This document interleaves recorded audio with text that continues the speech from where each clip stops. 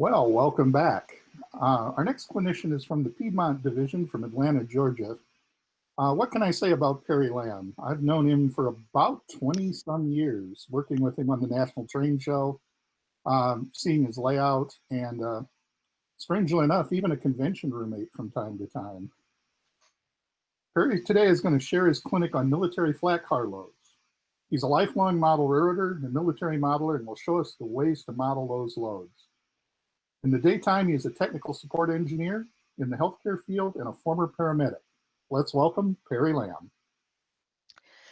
Thanks, Dave, and it's good to see you, and I can't wait to see you again in person whenever that is. It'll happen one day when we get over all of this, and I will get started with this. I will share, and off we will go.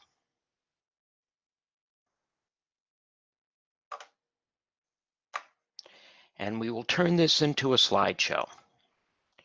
Okay.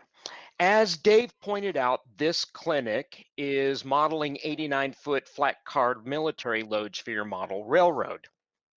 And if you've seen any of my previous NMRA X stuff, you'll see that I am not completely and entirely without humor. I put in entertaining slides and things like that. And we'll get started. First, we'll do a little bit of background. This slide is from the slide presentation on my model railroad, the Utah, Colorado, and Western. I model today, I model the Western United States. It's a freelance Class 1 model railroad, but it has a history that goes back into the 1800s in Colorado and Utah and Wyoming, and it just grew from there. We at some point purchased Norfolk Southern, paid cash for them, so we're a true transcontinental railroad. And one of the things that I find of great interest, having been a military modeler for so many years, is that my railroad needs to transport military equipment. That's the sub hobby within the hobby of the world's greatest hobby. We transport a lot of it. We have pickup points in all the major installations. We deliver coast to coast. And if Spring Mills Depot will ever actually get its 6-wheel truck, 72-foot long, heavy duty DODX flat cars out, transporting M1A2s will actually happen on my model railroad. As it stands right now, they're running around the railroad on 60-foot, 100-ton cars, which works, and we'll see some of that in this clinic. But I had a great interest in transporting military equipment, knew that a large percentage of it did transport on 89-foot flat cars, wheeled vehicles, much lighter armored vehicles like engineer vehicles and ammunition transporters, because they don't go loaded. Construction equipment, all that kind of stuff goes on 89-foot flat cars. So I knew that for my railroad, I would need a stock of them. And I was trying to think of ways to model them and thought, well, one good way would be if I ever find any on sale or at an auction or something someplace, I could purchase open auto racks. So we'll take a look at some of that. Yes, modeling military on my railroad is important. When I went back to working on scenery on my railroad after I completed my scenery certificate and then took a hiatus from model railroading because that was an entertaining task, I worked in this area of my railroad first and started in on the construction in the back corner of a POL facility, petroleum, lubricants, and oil facility. Built all of that, built ready racks for equipment to carry or transport fuel out into the field where units were being trained. This is at the George Smith Patton Armor Training Center on my railroad. We'll look a little bit more at it. This will be the area where the cars that we'll look at in this clinic will be transported to, along with flat cars, smaller flat cars loaded with heavier armor. But this is where all of this will end up going. And this is this corner of the railroad where the actual unloading will go. You will find, and you'll see in this clinic, that when military equipment is transported, while the cars themselves may not be the most clean things on the planet, they may not get scrubbed and washed down regularly. Military equipment before it is transported is. So everything that you see on a train, whether it's new or not, will be clean. There may be a little bit of grime on it. There may be some oil stains or fuel stains, but for the most part, military equipment before it is loaded at whatever installation is washed and serviced. When it arrives at its destination, it is serviced to make sure that nothing went wrong before it goes out into the field for whatever exercise. When it is done at that exercise, it is inspected, serviced, and washed again, put back on a rail car or even on a semi-tractor or trailer and transported to wherever it goes. So in this area on my model railroad, I will have wash facilities, and this building may not be the one that stays here, but there'll be a building for performing ready repairs on equipment that before it goes into or out of the field. Then I'll have the loading ramps up here, not this because it's not heavy enough, and off we'll go. And this is just a closer up view of this facility. The signs that you saw on the first one and the ones down here, I actually pulled off the internet off of a full color Department of Defense specifications on signs for buildings, so they're in the appropriate color. I just dumped them into PowerPoint, edited and used my own text, and this is the sign here and the one at the entrance are all appropriate to this type of facility and this type of entrance, because this is not the main entrance to this facility. This is a back gate. So we'll take a look at some of the prototype information first, because we want to make sure, of course, that we model, as close as we can get to prototype what we're working on. And there are a couple of different 89-foot flat car types that are out on the road, on the railroad now. These ITTX cars and the TTDX cars, very similar. They use or can use different chain tie down methods, but they've got tracks down the centers and rub rails down the sides. We'll see a little bit more of that in a moment. Standard 60-foot cars are used for a wide variety of equipment. You can load a single M1 Abrams on a 60-foot standard flat car. The DODX cars are actually have three axle trucks. I think they're 72 feet long, and each one of those will transport two M1s or two Paladins or something along those lines. The 89-foot flat cars will hold wheeled vehicles, like I said, light armor vehicles, construction equipment, that kind of stuff. Okay, and we'll continue. These two kinds of cars are the major forms of transportation for military moves. 89-foot cars provide the bulk of that kind of transportation.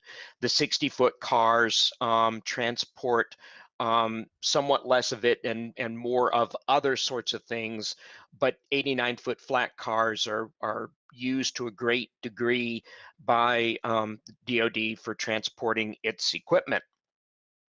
So as you can see, if we're going to do this kind of modeling, we need a large number of 89-foot chain flats, because that's what our equipment will be transported on. Um, and these presentations I found on the internet when I went out browsing in the construction of this clinic. I went looking for pictures of military vehicles and 89-foot flat cars and found them. It's interesting that in these presentations that I kidnapped from the internet, to put it politely, the spelling in some of these things is odd. Maybe it's to prevent people like me from stealing them and using them, but anyway. So the ITTX cars we've looked at, on this particular ITTX car, we see an M113, a couple, and 3 M577 armored command vehicles. Kind of interesting to look at, interesting to model. They're kind of, it's still M113 based on M113 chassis, which are really old, even though they've been upgraded and dieselized and all that stuff. And then this ITT-DX, it's got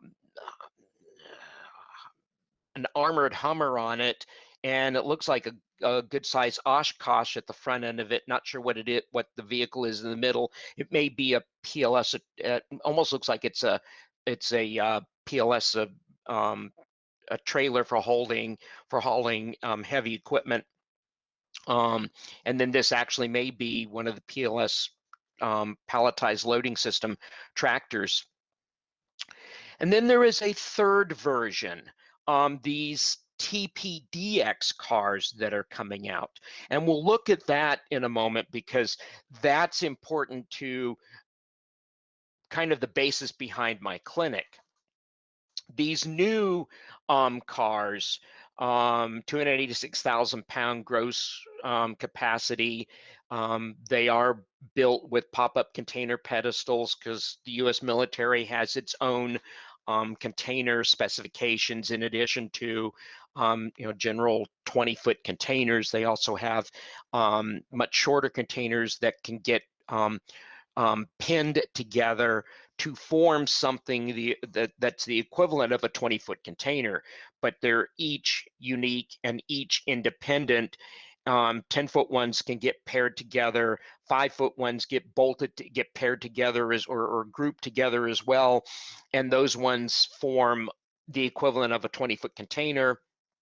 They have plates that will bridge between them. They're compatible with XDTX fleets. And all of these cars, all of these 89-foot, whatever variety they are, all of these 89-foot flat cars, when they're out and about, have the chain tie-down assemblies. They're not mated permanently to the car, but the chains stay with the car wherever they go. So an 89-foot flat car shows up at your facility. The chains for fastening down, securing whatever that load is going to be, are there with the car and they stay with the car. So you drive your equipment on, whether it's a combine or John Deere tractors up from Dave's area of the planet, or military equipment from wherever it is it's going in Texas or Colorado or whatever to wherever else it's going. The chains are already there with it, and those permanently stay with the car. The bridge plates do not, but the chain assemblies do. And a good portion of the reason for my clinic is because of what's in this slide. When I sat down to model 89-foot cars, I had no idea that this actually existed. This shortage actually existed. DODX has planned for a minimum fleet size of 1,500 cars. It's been trending well below that for a number of years. That run of 850 cars that we just looked at pushes that threshold back up above the minimum fleet size here in 2018. But then as other cars are retired and pulled out of service or put into other types of service, by 2021, by mid 2021, we go back to the minimum fleet size, and then it drops from there. So my thought was, okay, I need to have a way to put these cars into service. My original plan was to, when I like I said earlier, my original plan was to take some form or another of an auto rack, or whatever it is I could find in the way of on sale, reasonably good looking 89-foot flat cars, and load them with military equipment. When I pulled this slide, when I found this slide on the internet, I thought, oh, this will be a good justification for the program that I have for my model railroad. So this is the aim of this clinic, is to model cars to reverse this trend, and keep a good stock of cars up, so we're up to or above this minimum fleet size of 1,500 cars. So how do we resolve this issue? Well, we start with a kit, and I found, and I'm not sure exactly where I found them. It might have been at one of our Piedmont Division auctions, but I found a whole collection of these AccuRail 89-foot open auto racks, which is very nice because the open racks mean that the floor of the car, and we'll look at this in a little bit more detail, has reasonably okay detail for a modeling project. It's not just a blank sheet of styrene plastic that somebody snaps a closed shell on top of for an enclosed auto rack. This one actually has some detail on the deck of the flat car itself. And then, of course, it's got its second floor, which we will eventually discard. But my idea was to then take these cars, build the racks, and the vertical posts for the racks are these here.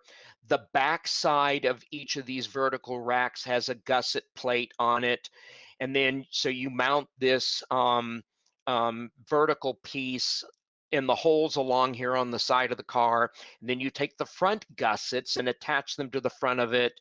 There's bracing for lateral stability for the rack itself. There are plates to go at the ends of the cars. There's other details. There's the ladders, all that other nifty stuff. Great, off we go. So what I will do is build these cars and then cut the racks off. And it's interesting because at the last SER convention in Cartersville in 2007 or whatever it was, one of the tours was to Trinity Rail, and Trinity Rail actually had one or two of these 89-foot auto racks in on their shop floor, and they were cutting off the racks to refurbish the cars, and I assume drop new auto racks onto them.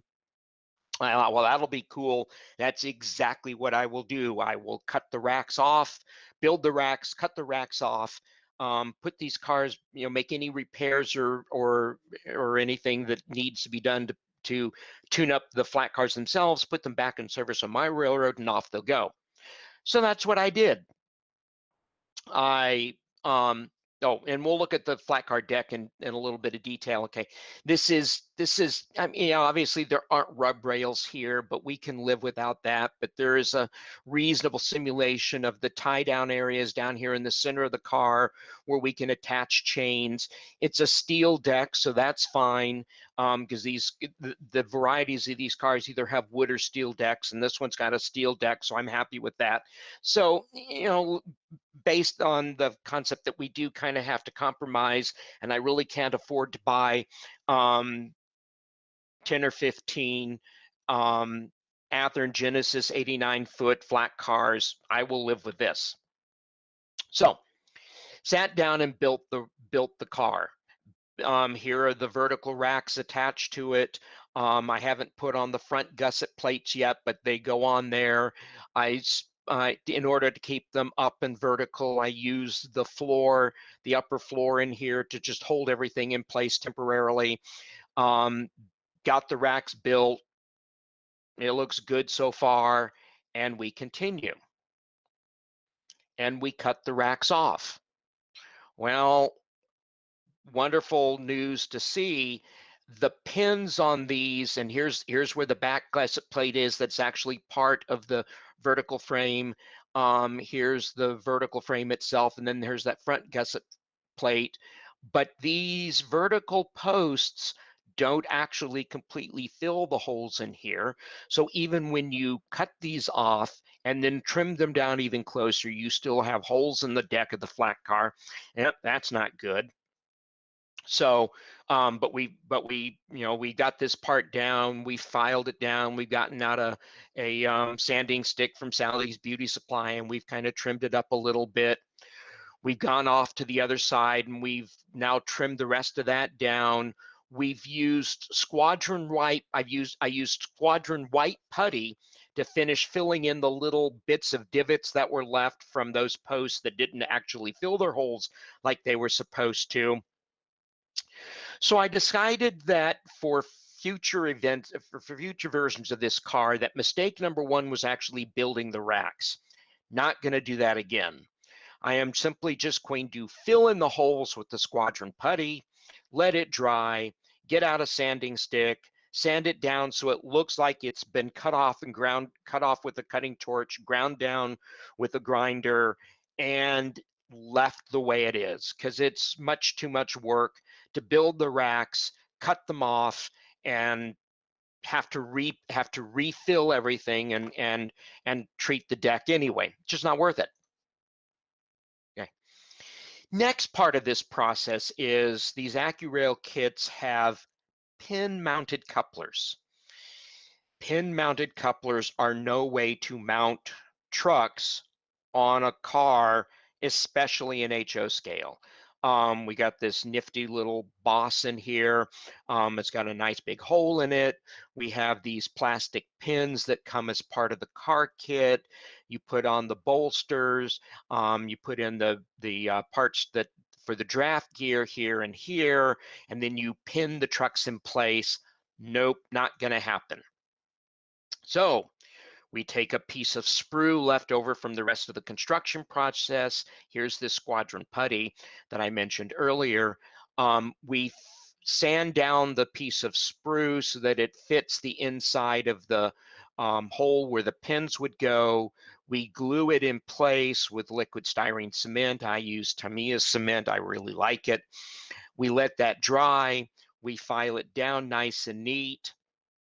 And then we drill and tap this for a 256 screw. So off we go, so we can mount the trucks with screws, much nicer. We then mount the rest of the draft gear, and we have this nice area now to drill in and mount the trucks, and we'll look at that in a minute. We glue the frame in place. Eventually, we put in the brake gear and all that stuff. I used Kadee standard head whisker couplers. They mate with everything. They work really well, and I love the whisker couplers.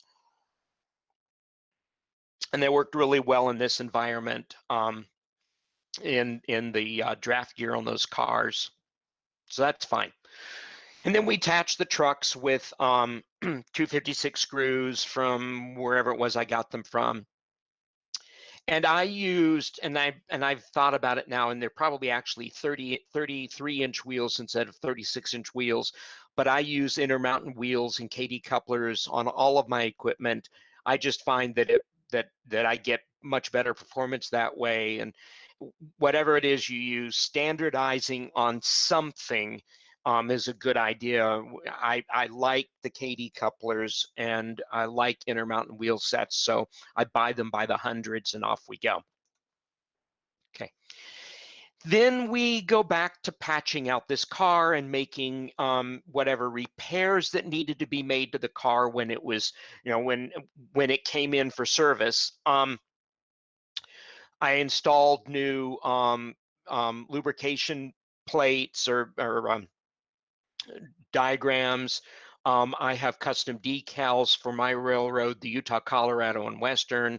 So I patched it out and applied decals for my railroad, renumbered the car.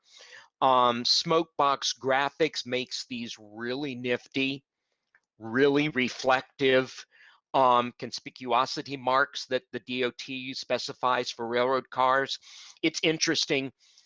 The DODX 72-foot, 120-ton cars that haul M1s do not have these conspicuosity markings on them, as far as I've ever been able to see in any pictures that I've ever seen on the internet. But these cars do, but they're also commercial cars. So I use these reflective, they actually peel off and stick on like the prototype ones do. No, they're not they're the prototype ones are, a heavy cardstock dent or weight. Um, these ones in HO scale out to like 2.5 or 2 inches thick or something like that. But yeah, it's okay. When you look at these on a car, and if you take a flash photo of a car going by, they actually reflect, and it really looks kind of cool. So I like them. Um, but we, patched out and painted over and made whatever repairs we needed to the car. So when we're done, we have a car that looks reasonable. We add a little bit of weathering to it, which we'll look at in a moment, but with the reflective decals or the reflective striping on them, repainted, re-stenciled, all that stuff, off we go, and we end up with a reasonable looking flat car that we can use for a project like this. Weathered the deck, put a wash on it, and we've got an appropriate car. Then we start looking at what we want to do to load this. I knew that I wanted to build and put this tractor and trailer on it. The kit that the tractor and trailer came from had these two forklifts on it, and I knew I was not going to mount the forklifts on the trailer and as part of the load. That just wasn't going to happen. Those forklifts are off to another project. But I knew I wanted this tractor trailer combination on it. I thought about mounting this dump truck onto it. Looked at that, thought about it, decided no, and arrived at this 6x6 that I thought would work well on it. It's a newer model. It's the Bigfoot version of this truck. It has a higher load capacity. The rear wheels and the front wheels, instead of having dual rear wheels, it has single rear wheels, but they are lower pressure, much wider tires than what are on the standard 6x6. So better cross-country capabilities, and off we go. So I have finally arrived at this would be the loading capacity, or this would be the load for this particular vehicle or this particular car. Something to know is that when trailers are transported, they are transported coupled to whatever prime mover it is that pulls or carries them. So they are locked down onto this trailer would be locked down onto the fifth wheel on this tractor. The landing gear is not deployed, but the trailer but the trailers and the tractors are chained down individually, and we'll look at that.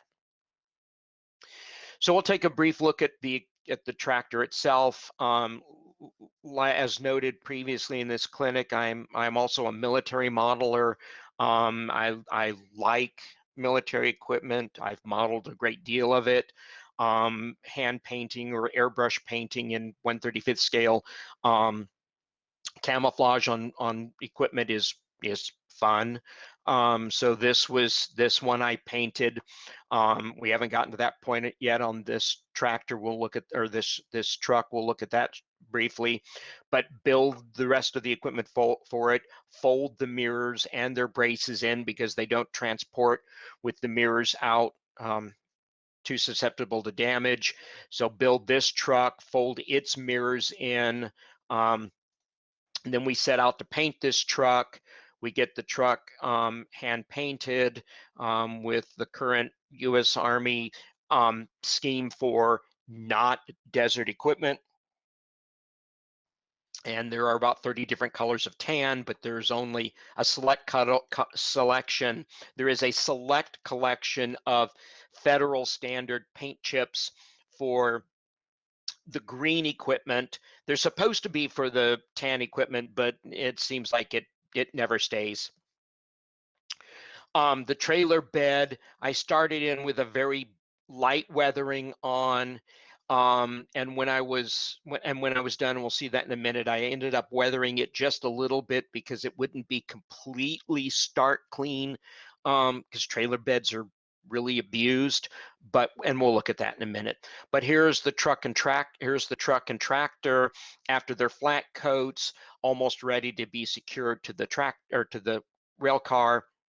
And then this is that trailer bed weathered. It's nice of this. It's nice the stuff that you can learn from military modeling when you're doing your weathering. I learned washes and chalks and pastels from military modeling from years ago.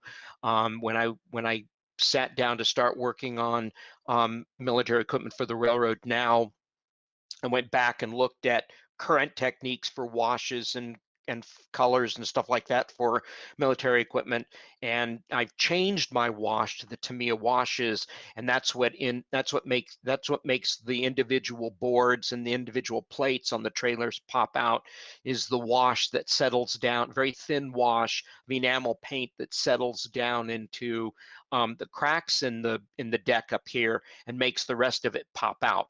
Same thing down here on the wheels, makes the wheel hubs pop out and makes the rest of it look good. But otherwise, there's not much weathering on this because, like I said, these are all transported clean. Okay, so we start in unloading this car, and the first thing we need to do is make sure that any piece of equipment that's loaded on a rail car is chalked in place. So I used Woodland Scenics accent cement to glue the tires down to the deck of the car, and then I used that same material to glue in place the chocks that I cut from scrap railroad tie material from a leftover Fast Tracks project. That's great. Off we go. Then mistake number two. Mistake number one, don't build the racks. Mistake number two, finish chaining down one vehicle before you glue the other one and chalk it in place. Because working between vehicles when you're not 1/87th scale is a pain. And we will see that. That's the way it goes. So if I do this when I do this again, not if if I put in something like a tractor and trailer, I'll mount it first, chain it in place, and then add the next vehicle. If it's a collection of similarly sized trucks like the 6x, I'll just fasten them and chain them down one at a time. Big sigh. So they're chalked in place. And we start chaining down. The chains that I used in this case were chains that came with the tractor trailer kit, I assume for locking down in place those forklifts on the deck of the trailer itself. But since I was going to do that, I cut the chains apart, cut them down to the appropriate length.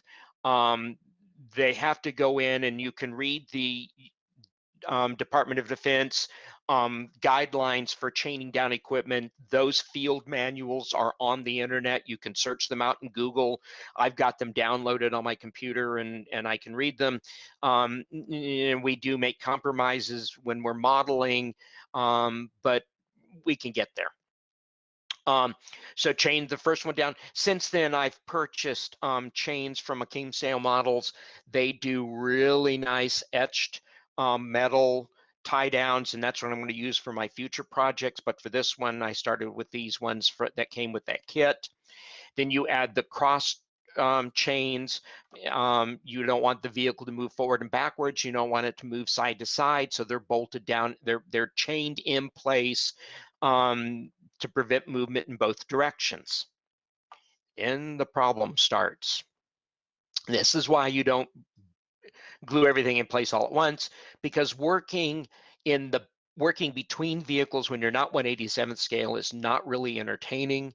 Put the first set of chains in, Great, off we go. Put the second set of chains in, cross them. That's nice. We can continue. So that looks good. Move to the next vehicle, to the tractor, and put those chains in place. Okay. And how do I fit myself in there to do more chains? Not. So we abandon that and we go to the trailer because DoD says the trailer needs to be chained down. You can see, yes, the landing gear is up. The trailer is locked in place on its fifth wheel. We put a set of chains in to fasten down through the rings that are in here in the trailer and down to the tie down tracks on the chain tracks on the flat car. We run a set of chains down through there and turnbuckle them in place. That part works well. We go to the back of the trailer and we add those chains because there are rings in the trailer built for this purpose. So we tie those down, fasten them down to the chain guides on the rear of the trailer, and our trailer is now chained in place. That's nice. So we take this car, take it out to the model railroad. I think I got one more flat, just one more coat of flat on it because I just needed to. And out on the railroad, it looks like it fits well and it looks pretty reasonable. We continue and take this up to where it's going to live on the railroad, and we've actually seen a picture of this on this section of the railroad before. This is the POL facility that I modeled earlier. Here's more equipment that is out here on it. Here are these two cars. We'll look at this in a little bit more detail shortly. Yeah, there should have been more chains in there. I'm not displeased with the way it looks. It looks busy enough. And if this car is in a train going by at 35 or 40 or 45 miles an hour in connection with or in accompanied by other flat cars hauling other pieces of military equipment, I think people are going to watch that overall, as opposed to getting down and looking really close to see if you have extra sets of chains between all the vehicles. I can live with this. Now, it's not going into a contest because then I'd have to run brake rigging under the car and all that stuff. So if we look at it where it is sitting here, we can see that we've got the chains in front. We can see that we've got the chains between the vehicles. It's busy enough down in here that I think we're fine.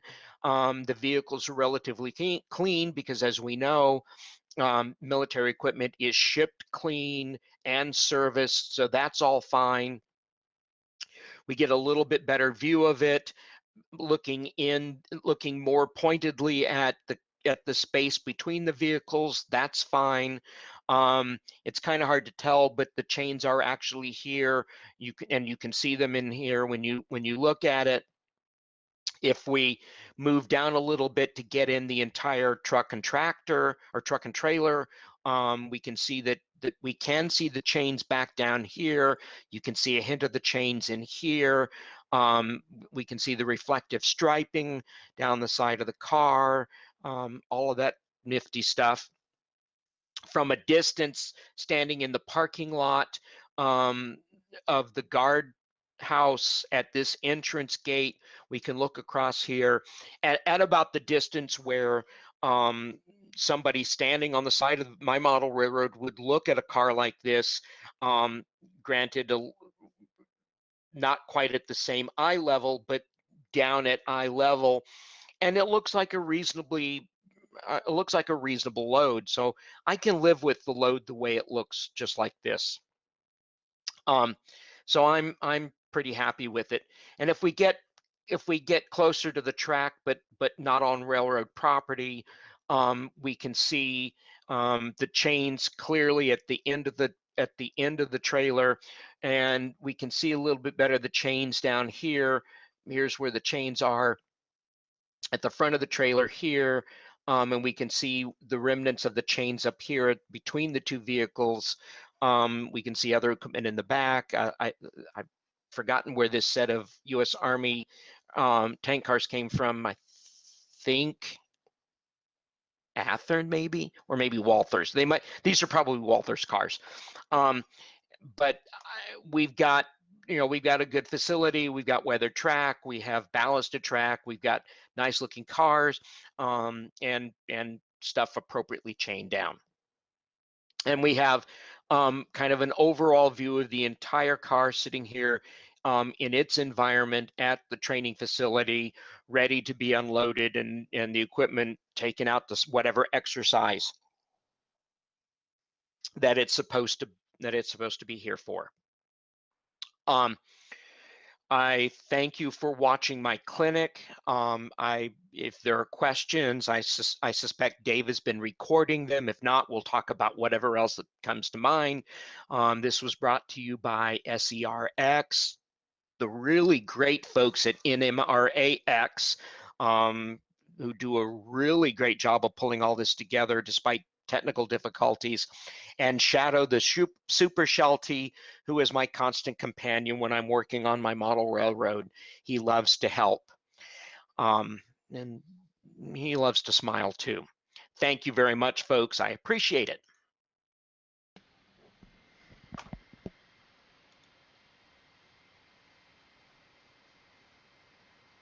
And we'll quit sharing. Super, very nice job today, Perry. We Thank do have you, sir. the first question out is, what brand of military vehicles are you using?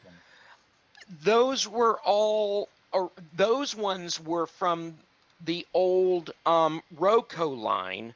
I think the Roco equipment was purchased by, I'm trying to remember who it was purchased by. They're all in newer boxes now. And the interesting thing is that most of the kits now come much more disassembled. When they originally came, the cabs and stuff like that were assembled, but the military vehicles are all Roco pattern stuff. Okay, so you've looked at some of the other vehicles out there off and on. I have. There are other manufacturers of HO scale military equipment. Hester does.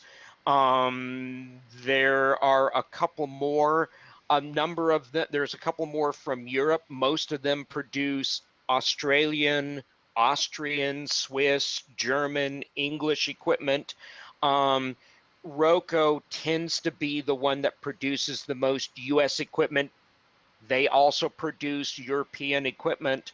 You can also find Soviet military equipment. I haven't seen any Chinese equipment out yet, but I can find in 187 scale. You can in other scales, particularly 135th, but in 187 scale, I tend to use Roco, and I've got a bunch of it.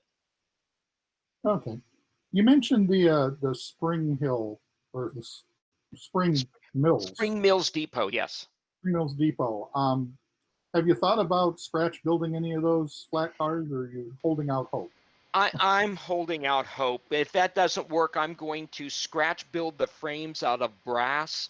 I'll solder the frames out of brass and then clad them in styrene. And then go off and find trucks someplace. Okay, I'm just checking to see if I got any more exciting questions coming up. So where do the military cars fit into the operations? Are you trying to run them just as part of a general train, or are you actually seeing if you can build something a little bit bigger, like maybe a full military? Yeah, that's what I'm headed towards right now. They're just going in as part of regular traffic. And that's not the goal. The goal is actually to put together a full consist of nothing but military equipment. Okay, well, it's an interesting crossover, the military and the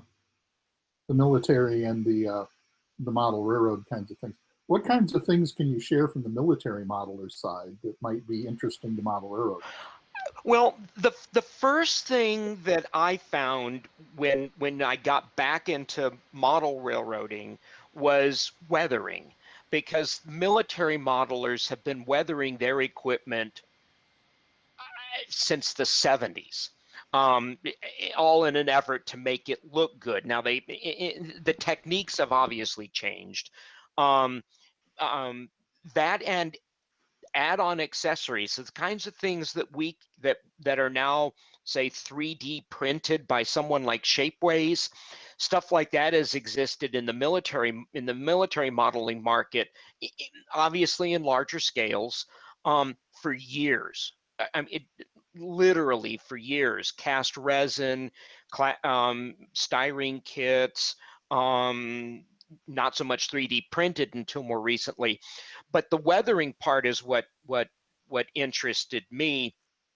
And so many years ago, when I got back into model railroading, washes for grills and washes for the steps on diesel step platforms and down running boards and things like that, to me made perfect sense, because that's what I've been doing for years in 1/35th scale armor. The weathering is the biggest thing.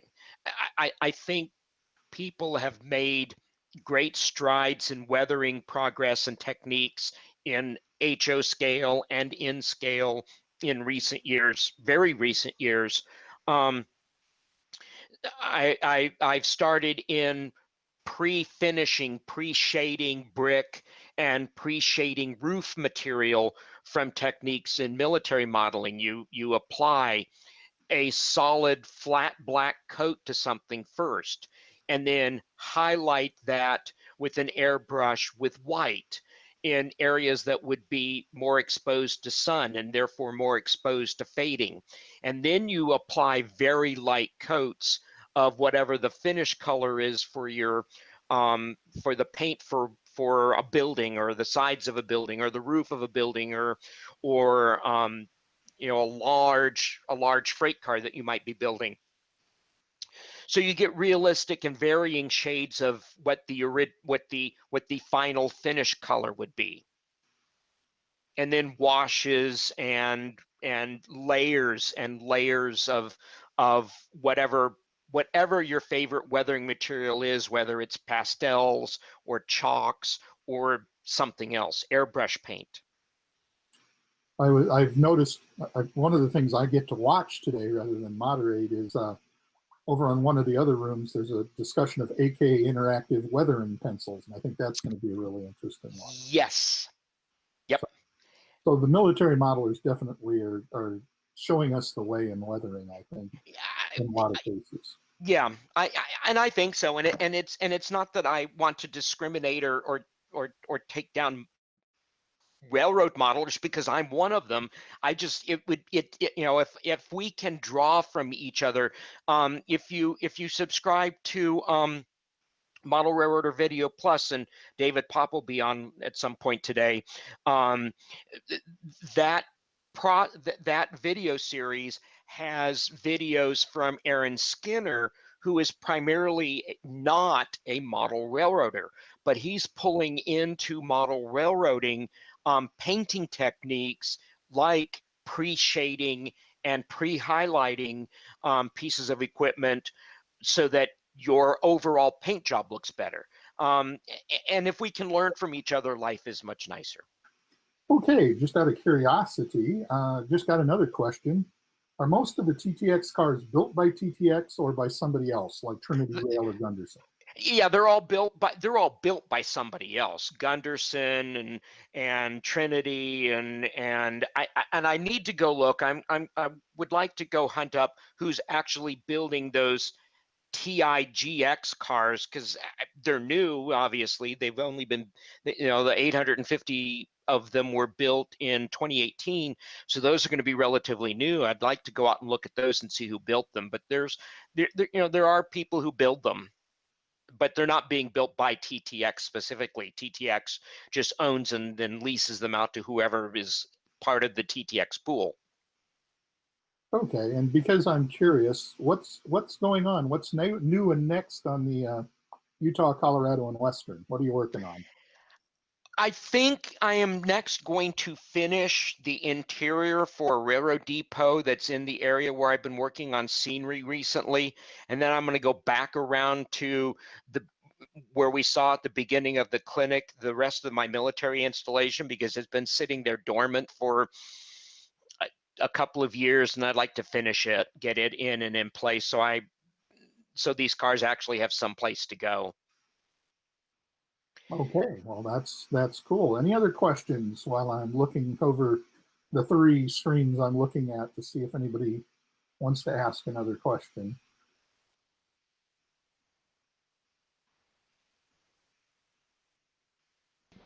I'll take pictures and send them to you. I have pictures to share with you too. I just haven't managed to get them there yet. Oh, cool. Perry, I think I've got a question that wasn't touched, and do excuse me if it was because I did duck out for 5 minutes, is unloading and loading of these vehicles. Where is it normally undertaken? Is it at a transloading facility, or is it at a US Army site that has a spur? Yeah, it's at whatever installation that they're going to. So yeah, it's all at a military portion of a port, or at a military installation inland, and it's all circus wagon style loading. If you know, when the Ringling Brothers Circus went by train, you'd pull up to an end platform and unload one wagon at a time off the end of the car, and you'd start at one end and just drive car to car to car all the way down to the end. And military equipment is loaded the same way, loaded and unloaded the same way. So the cars go in one way, and when you unload them, you turn the entire train so that the vehicles are nose first, so you can drive them off. Backing a semi trailer down 17, 89-foot auto racks, I think, would be a nightmare. Definitely. Any more questions that you can see there, Dave? And you're on mute. Yep, he's on mute. Of course, I'm on mute because I'm just getting used to having three screens and too many keyboards. Nothing currently at the given time. Just to speak a little bit more on how they're loaded and unloaded. Most of you know, if you've seen my clinics, I live along the BNSF Northern Transcon up here on the Mississippi River in Wisconsin, and we see a lot of traffic going from Camp Ripley, Minnesota down to Fort Hood, Texas. And a lot of it is armor, and they literally have to flip trains and staples on the Y so they can load. Very cool. And one thing that's interesting that I saw the other day researching for this clinic is the bridge plates. Newer bridge plates are aluminum channels and are really lightweight. They're not heavy steel plates anymore.